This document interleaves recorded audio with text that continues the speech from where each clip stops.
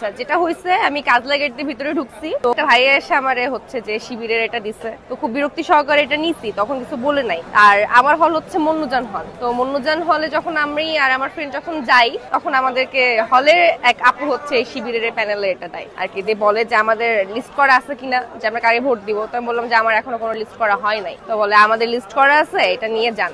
তো যিনি আমাকে দিয়েছেন আর কি এই জিনিসটা, কাকে কাকে ভোট দিতে হবে না দিতে হবে, এই জিনিসটা প্রথমে হচ্ছে আমার পার্সোনাল মেসেঞ্জারে হচ্ছে আসছে যে এইভাবে এইভাবে করে আপনারা দিবেন, যেহেতু হচ্ছে হলের আমার সিনিয়র বা এরকম। তারপরে হচ্ছে ওইখান থেকে আমি বলে, তারপর যখন আমরা ভোট কেন্দ্রে যাই ভোট দিতে, তখন একবার হচ্ছে তারা বাইরেই ছিল, তো সেখানে হচ্ছে ধরে দাঁড় করিয়ে বলা হয় যে এইটা হচ্ছে আপনারা পেয়েছেন কিনা। তখন বলি যে না, এটা হচ্ছে পাইনি। তখন হচ্ছে হাতে ধরিয়ে দেয়। ভোটারদের প্রত্যেকেরই এটা একটা পার্সোনাল ব্যাপার, আমি কাকে ভোট দিব, কাকে আমি নির্বাচিত করতে চাই অথবা না চাই, এটা এখন তো আমার ব্যক্তিগত ব্যাপার।